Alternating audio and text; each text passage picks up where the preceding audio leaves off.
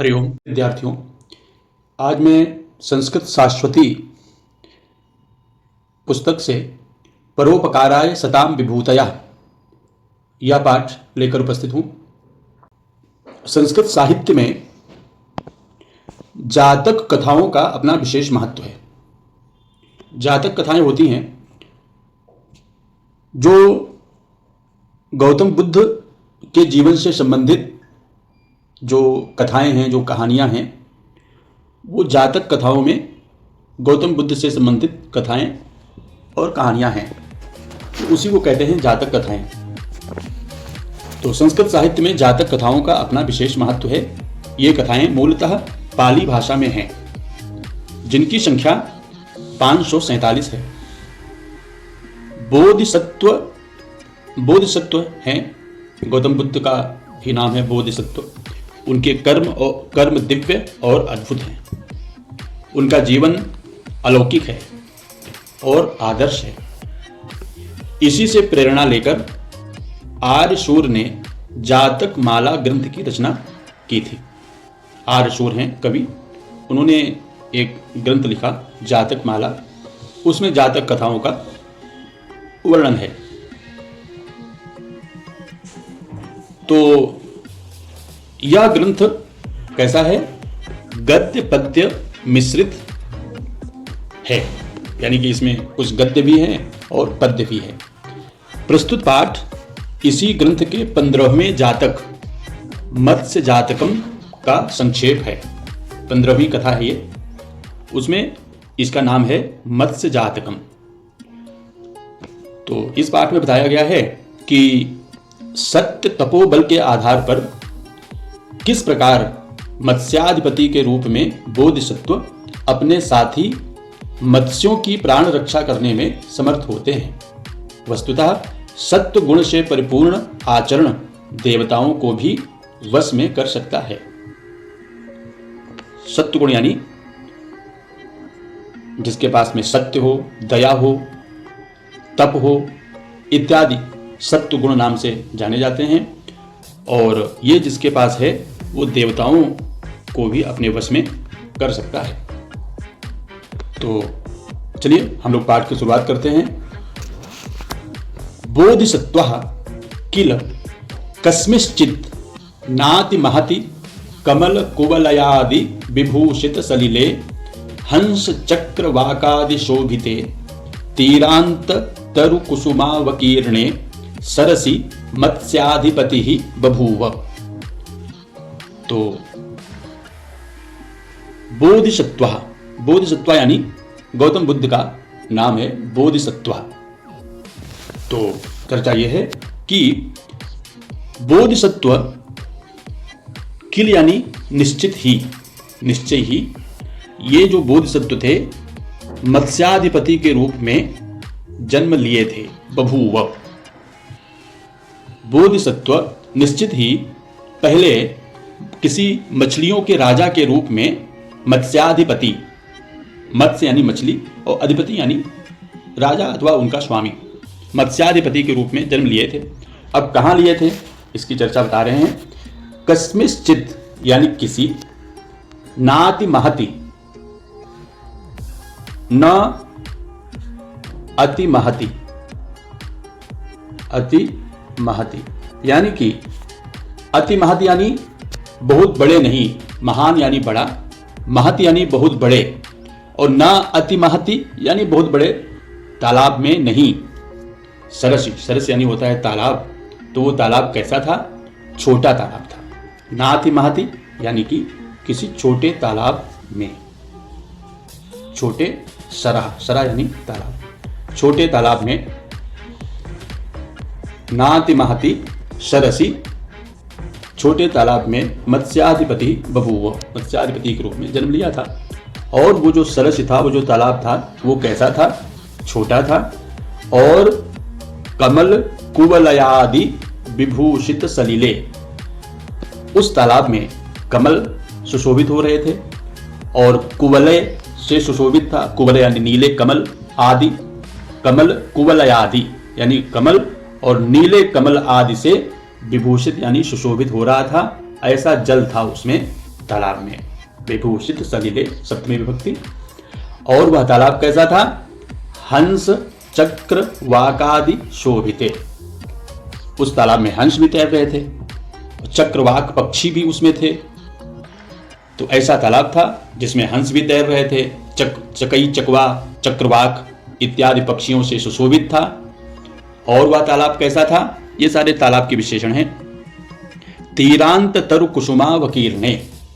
तीरांत यानी होता है किनारों पर, तीरांत यानी किनारे। किनारों पर क्या थे भाई? तीरांत तरु यानी कि वहां पे बहुत सारे पौधे लगे हुए थे, तीरांत तरु। और उसमें क्या थे? कुसुमा वकीर्णे। और उन जो पौधे थे उन पौधों में कुसुम खिले हुए थे, फूल थे उसमें। कुसुमा वकीर्णे, तालाब के किनारे पे पौधे लगे थे और उसमें कुसुम फूल खिले हुए थे। ऐसे तालाब के किनारे तीरांत तरु कुसुमा वकीर्णे सरसी, ऐसे तालाब में मत्स्याधिपति ही बभूव, मत्स्याधिपति का जन्म हुआ। तो फिर से एक बार इसका हिंदी देख लेते हैं। बोधिसत्व निश्चित ही किसी छोटे तालाब में जो कमल कुवलय आदि से विभूषित था, हंस चक्रवाकादि पक्षियों से सुशोभित था और उसके किनारे पर फूल खिले हुए थे, ऐसे तालाब में मत्स्याधिपति का जन्म हुआ। आगे देखते हैं। बहुसु जन्मांतरेषु, वो कैसे थे? बहुसु जन्मांतरेषु, बहुत जन्मों में, उन्होंने बहुत सारे जन्म लिए थे। तो हर जन्म में, बहुसु जन्मांतरेषु, बहुत जन्मों में उन्होंने क्या किया था? परोपकाराभ्यास वशात, परोपकार का अभ्यास था उनको, परोपकार करते आ रहे थे, हर एक जन्म में वो परोपकार कर रहे थे, इसीलिए परोपकार का उनको अभ्यास था। और वो अभ्यास वशात, अभ्यास के वशीभूत थे, परोपकार के वशीभूत थे, यानी परोपकार करते थे। तो वहां पर भी तत्रस्था, उस जन्म में भी और उस तालाब में भी, अपि यानी भी, परहित सुख साधने व्यापृतः अभवत्। पर यानी दूसरों के, पर हित यानी अच्छाई, तो दूसरे की अच्छाई में वो संलग्न हो गए। परहित सुख साधने व्यापृतः अभवत्, दूसरों का हित और दूसरों को सुख कैसे प्राप्त हो, इसमें वो संलग्न हो गए। कैसे संलग्न हो गए? बोले इष्टानाम इव स्वेषाम अपत्यानाम उपरि सौहार्दत्वात् महासत्वः तेषां मीनानां दान प्रिय वचनादिक्रमैः परमनुग्रहं चकार। इसको पढ़ने का अभ्यास भी आप लोग करते जाइए। इष्टानाम इव च स्वेषाम अपत्यानाम उपरि, कहा उन्होंने कि स्वेषाम यानी अपने इष्टानाम इव, जैसे व्यक्ति अपने इष्ट प्रियजनों के ऊपर जैसे उपकार करता है, उसी प्रकार इष्टानाम यानी अपने प्रियजन, स्वेषाम यानी अपने प्रियजनों के ऊपर, इव यानी जैसे, इष्टानाम इव च स्वेषाम अपत्यानाम उपरि सौहार्दत्वात्, अपत्यानाम यानी पुत्रों पर, पुत्रों के ऊपर, यानी कि जो वहां पे उस तालाब में जो भी और भी मछलियां थी, उनके लिए कहा गया है कि उन मछलियों पर सौहार्दत्वात्, उनसे सौहार्द होने से, मित्रता होने से, जो महासत्व थे, बोधिसत्व, महासत्व यानी बोधिसत्व या पर्याय शब्द है, महासत्व, तेषाम मीना नाम, उन मछलियों पर भी दान प्रिय यानी कि अच्छी अच्छी बातों से, वचनादि क्रमई ही, वचन आदि बोलने से अथवा उनका प्रिय साधन करने से, परम अनुग्रहम चकार, उनके ऊपर उन्होंने अनुग्रह किया, उन मछलियों पर उन्होंने अच्छी अच्छी बातें बोलकर अथवा उनका प्रिय साधन करके उनके ऊपर उन्होंने अनुग्रह किया। तो इसको देख लेते हैं एक बार फिर से। इष्टानाम इव च, जैसे लोग अपने परिवार पर, स्वेषाम अपने परिवार पर अनुग्रह करते हैं, उसी प्रकार अपत्या नाम यानी अपने पुत्रों पर भी सौहार्दत्वाद यानी प्रेम और सौहार्द होने से, सुहृदता होने से जो महासत्व थे बोधिसत्व, उन मछलियों पर भी दान प्रिय वचनादि क्रम से उनके ऊपर अनुग्रह चकार यानी किया। आगे देखते हैं। अथ कदाचित महासत्वानां भाग्य वैकल्यात् प्रमादाच्च सम्यक देवो न ववर्ष। अथ कदाचित किसी समय की बात है। अथ यानी इसके बाद, कदाचित यानी किसी समय। सत्वानाम, सत्वानाम अर्थ होता है जो वहां पे सारे जीव थे, जो प्राणी थे। सत्वानाम यानी प्राणी नाम, वो जो वहां पे प्राणी थे, जो मछलियां थी तालाब में, उनका क्या हो गया? भाग्य वैकल्यात्, उनका दुर्भाग्य आ गया। दुर्भाग्य से क्या हुआ? अथवा प्रमादाच्च, अथवा लापरवाही से, या तो दुर्भाग्य से या तो लापरवाही से हुआ क्या? सम्यक देवो ना ववर्ष। सम्यक यानी अच्छी प्रकार से, देव यानी भगवान इंद्र, न ववर्ष बारिश नहीं किए, भगवान इंद्र ने बारिश नहीं किया। तो अथ कदाचित किसी समय प्राणियों के दुर्भाग्य से अथवा लापरवाही से अच्छी प्रकार से देवता ने बारिश नहीं किया। अब क्या हुआ? वृष्टेः अभावे, वृष्टि के अभाव में, तत्सरः वह जो तालाब था, कदम्ब कुसुमावकीर्णे, कदम्ब कुसुम गौरेण नवसलिलेन यथा पूर्वम न परिपूर्णम जातम। और वह जो तालाब था वो कदम्ब के फूलों के समान गौर वर्ण का स्वच्छ सफेद उसमें जल रहता था। कदम्ब कुसुम गौरेण, जैसे कदम्ब का कुसुम गौर वर्ण का रहता है, उसी प्रकार का नया नया जल नव सलिलेन, नव जल से परिपूर्ण रहता था। यथा पूर्वम, जैसे पहले रहता था वैसे परिपूर्णम न जातम, वैसे परिपूर्ण नहीं रहा, यानी कि उसमें जो जल था वो कम हो गया। क्रमेण च उपगते, और इसके बाद में क्रम से जैसे जैसे गर्मी आती गई, क्रमेण च उपगते, उपगते यानी जैसे निदाग काला उपगते, निदाग काल यानी गर्मी का दिन जब समीप आ गया, उपगते यानी समीप, समीप आ गया। क्या समीप आया? निदाग काल, निदाग काल यानी होता है गर्मी का दिन, गर्मी का दिन समीप आ गया। तो दिनकर किरणैः, दिनकर यानी सूर्य, किरणैः यानी उनकी किरणें। तो गर्मी के समय में तो सूर्य की किरणें बिल्कुल कैसी हो जाती हैं? गर्म हो जाती हैं। तो उन सूर्य की किरणों से अभितप्तया धरण्या, धरण्या यानी पृथ्वी, पृथ्वी अभितप्त हो गई, पृथ्वी बिल्कुल गर्म हो गई।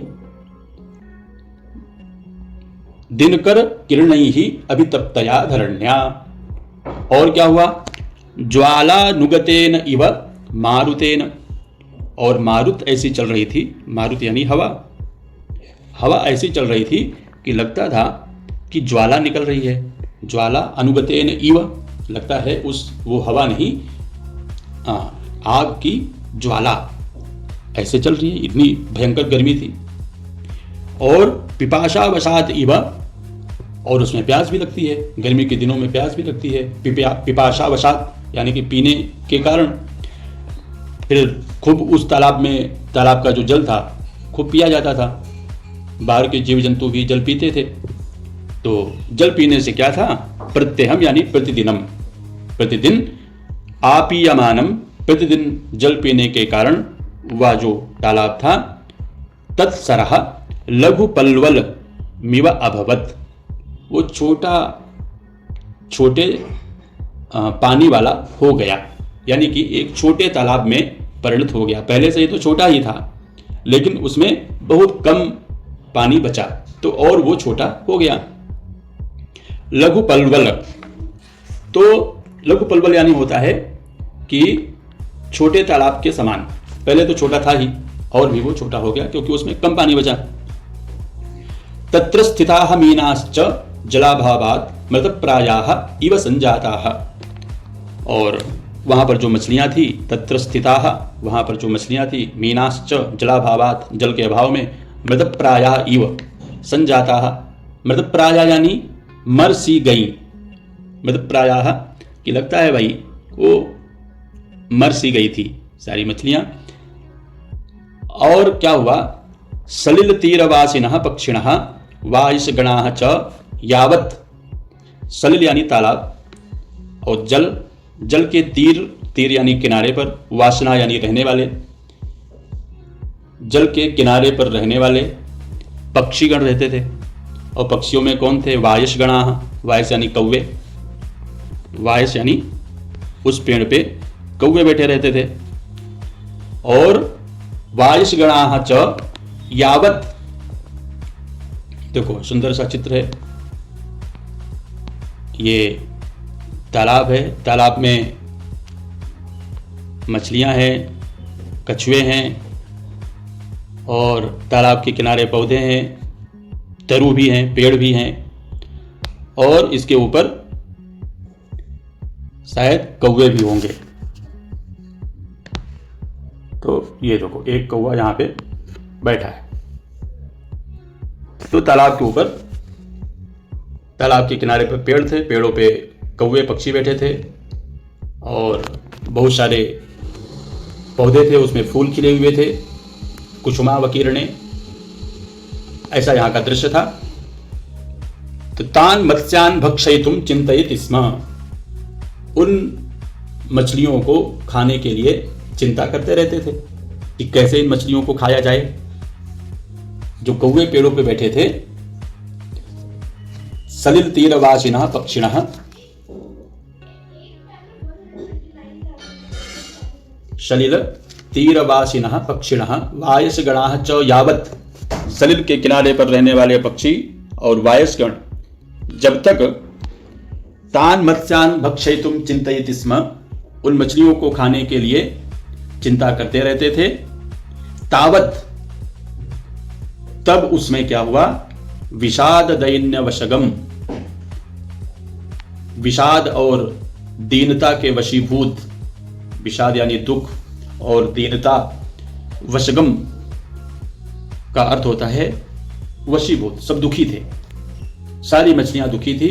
ऐसे मीन कुलम अवेक्ष, ऐसे मछलियों के कुल को देख करके अवेक्ष, बोधिसत्व, जो बोधिसत्व थे, करुणायमानः चिंताम आपेदे, बोधिसत्व करुणातुर हो गए, करुणा से व्याकुल हो गए और चिंता में पड़ गए। कष्टाबत इयम आपद आपतिता मीना नाम, बहुत ही कष्ट की बात है। कष्टाबत, बत शब्द का अर्थ होता है शोक को व्यक्त करने वाला, या एक अव्यय है, ये एक अव्यय पद है, शोक को व्यक्त करने वाला। अरे बहुत कष्ट है, कष्टाबत, अरे बहुत कष्ट है, यम, ये बहुत बड़ी आपद विपत्ति आ गई है, आपतिता यानी आ गई है, मछलियों के ऊपर ये बहुत बड़ी आपत्ति आ गई है, क्या किया जाए, ऐसा सोचने लगते हैं। कौन, बोधिसत्व ऐसा सोचने लगते हैं और कहते हैं, प्रत्यहं क्षीयते तोयम स्पर्धमानमिवायुषा अद्यापि च चिरेणैव लक्ष्यते जलदागमः। प्रत्यहं क्षीयते तोयम, प्रतिदिन, तोयम यानी जल, प्रतिदिन जल क्षीयते, कम हो रहा है, कम हो रहा है, इस तालाब का जल प्रतिदिन कम हो रहा है। और कैसे कम हो रहा है, स्पर्धमानम इव आयुषा, आयुषा यानी उम्र, उम्र से स्पर्धा करते हुए, आयुषा, स्पर्धमानम इव आयुषा, संधि विच्छेद कर देना, स्पर्धमानम इव आयुषा, यानी कि आयु से स्पर्धा करता हुआ, स्पर्धमानम यानी कि कंपटीशन करता हुआ, जो जैसे आयु हम लोगों की प्रतिदिन कम हो रही है, उसी प्रकार इस तालाब का जल भी प्रतिदिन कम हो रहा है। और अद्यापि च चिरेणैव, अद्यापि, अद्य अपि यानी आज भी, और आज जब मैं चिंतातुर हूँ, जब मैं देख रहा हूँ, तो आज भी चिरेणैव दूर दूर तक जलदागमः न लक्ष्यते। आज भी दूर दूर तक जलद यानी बादल का आगमन दूर दूर तक दिखाई नहीं दे रहा है, यानी कि आज भी बारिश होने की कोई संभावना नहीं है।